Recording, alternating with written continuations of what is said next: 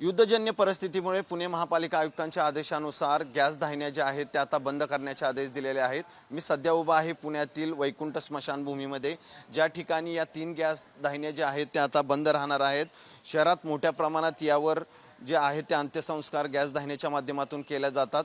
विद्युत वाहिन्याही या ठिकाणी आहेत, मात्र आता या विद्युत दाहिन्याच्या माध्यमातून या ठिकाणी जे अंत्यसंस्कार आहेत ते करण्यात यावे असे सांगण्यात आले। दुसरीकडे आपण पाहतोय की विद्युतजन्य परिस्थिती आहे आणि त्यामुळे घरगुती LPG गॅसच्या पुरवठ्याला प्राधान्य देण्यात आल्यामुळे पुण्यातील वैकुंठ स्मशानभूमीतील या सगळ्या गॅस दाहिन्या बंद करण्याचे आदेश जे आहेत ते महापालिका आयुक्तांनी दिलेले आहेत। वैकुंठ स्मशानभूमीत 3 गॅस दाहिन्या या तात्पुरत्या सध्या बंद करण्याचे आदेश दिल्यानंतर पुढील आदेश येईपर्यंत हे सुरू ठेवू नका असंही आयुक्तांनी सांगितलंय। त्यामुळे येणाऱ्या काळात गॅसची जर उपलब्धता कमी झाली तर याचा मोठा परिणाम जो आहे तो या ठिकाणी दिसून येणार आहे।